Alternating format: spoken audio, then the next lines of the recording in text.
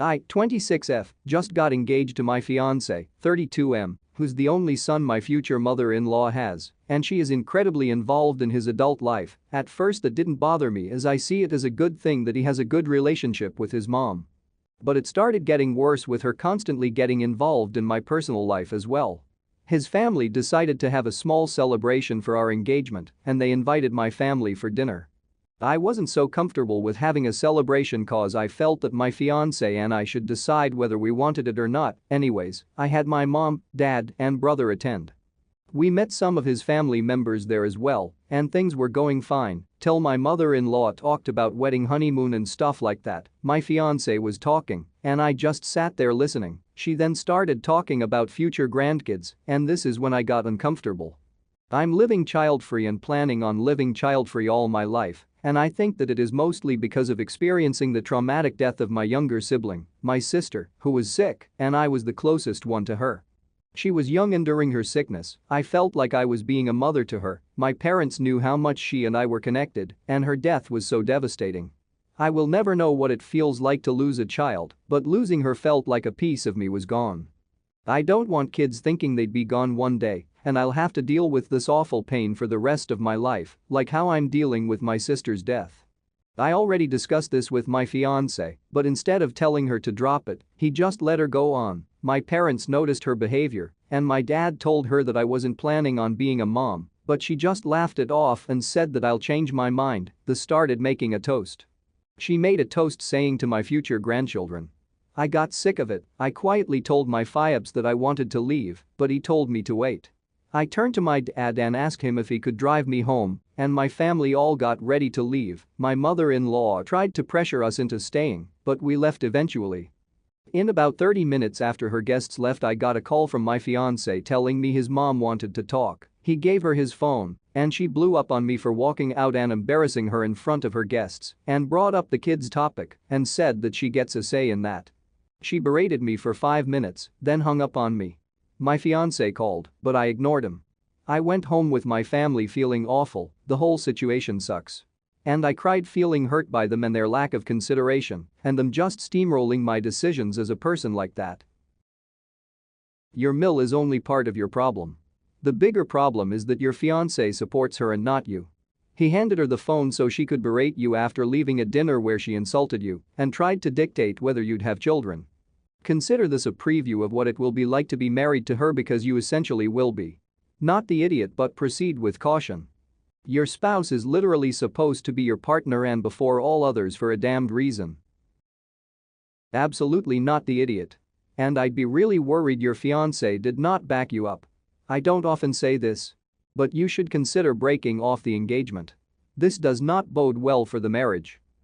He let his mother say all these things without taking any action. He let her scold me and even tricked me into thinking he wanted to talk to me, then gave her the phone, and she kept berating me for leaving while she didn't stop ignoring my feelings and how that topic is so sensitive to me and very personal.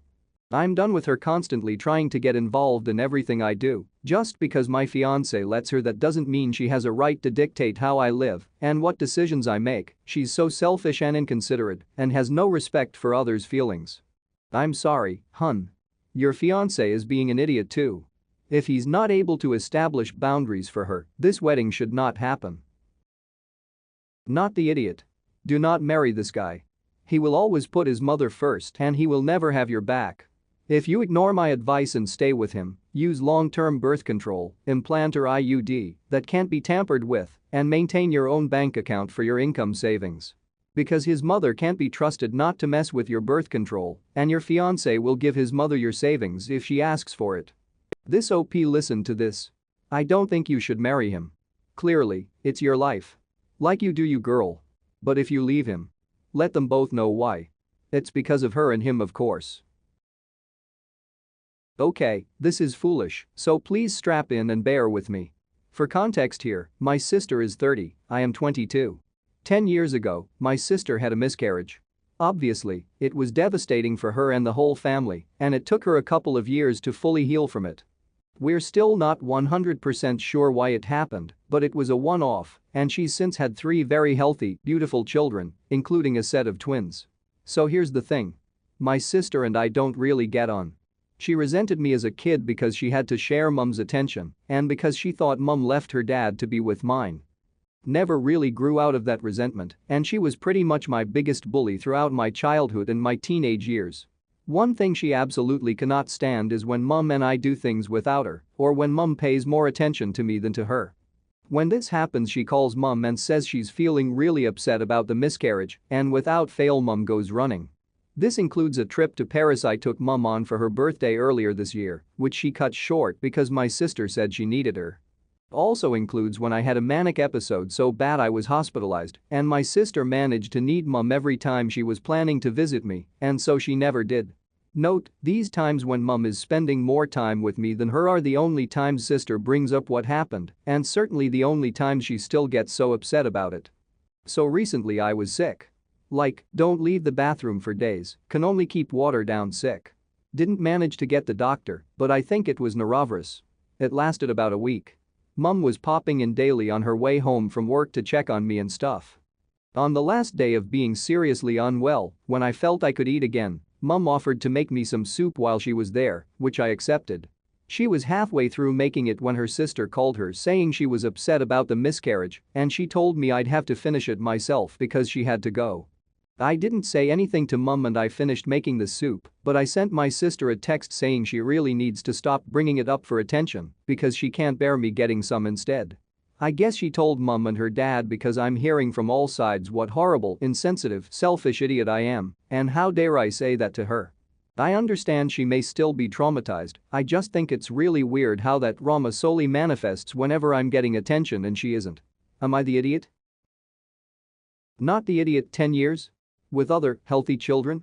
Yeah, that's some crap, you're not in the wrong here. Not the idiot, oh my god. Miscarriages are so common. While they are sad, she is totally just doing it for attention. I'm surprised your mom falls for it. But, since everyone falls for it, I guess there is nothing you can do. Honestly, you should feel bad for your sister. She is so insecure in her relationship with your mom that she doesn't think she is capable of getting her attention. She thinks she needs to talk about this to be noticed. Not the idiot. It's been 10 years. She has children now. She needs to grow up and realize it's not all about her. You should explain to your mom your side in full with examples of your sister pulling this. And your sister needs some serious therapy. Stick up for yourself and don't let them guilt you into giving in. You're not in the wrong here, your sister is. I, 28M, have been engaged to my fiancé, 26F, for almost a year. What caused a delay was my FMIL falling sick. My fiancé and I decided to have our wedding on Jan 11th. We've already booked a venue and set the guest lists, food menu, etc. My parents live hours away. Once they received the invitations, they called to confirm the date and then demanded I drop everything and come alone to talk about the issue they were having with the date. I took time off work and went to see them, and they sat me down to remind me that on the 11th of Jan 2 years ago, my brother Isaac, 30M, got officially separated from his ex-wife of 8 years.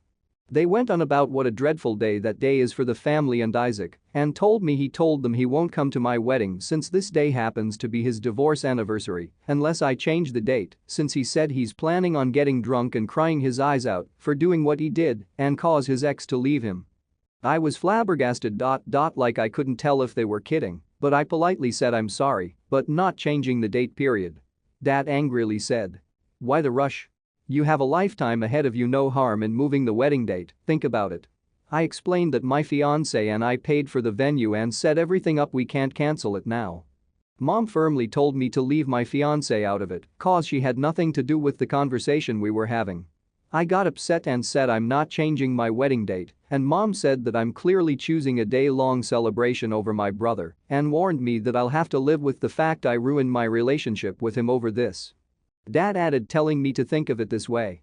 I'm getting married on the very same date my brother's marriage ended, and asked how I can possibly not feel guilty for having my wedding anniversary be my brother's divorce anniversary for years to come. I argued that Isaac's only himself to blame for sleeping with someone else while married and my ex Sil was right to decide she was having none of it. My parents justified it as he was drunk, but the outcome is the same. Before I left they said if Isaac isn't coming then they too won't come to the wedding, which devastated me, cause I want my family with me to share my joy, cause this is a big deal for me, and I wasn't sure if my parents have a point seeing more and more family are saying they won't attend, if I'll still have my wedding on Jan 11th. Am I the idiot? Not the idiot, and I'm confused. I am currently going through a divorce, and I already have at least 3 anniversaries: the day she left, the day she told me she definitely wasn't coming back, the day the decree nisi was granted, and there will be another when the decree absolute comes through. Then of course there's our wedding anniversary, the anniversary of the day we met, and her birthday. So many dates that people can't steal for happier reasons. Clearly, I've been doing it wrong because I have completely failed to demand that my entire family arranges their life around these poignant but ultimately meaningless dates. I hadn't realized that I was supposed to spend the rest of my life mourning a marriage that is over and refusing to enjoy anything else. Not the idiot. Your parents sound like awful people. Prioritizing your brother's bad decisions over your most important day.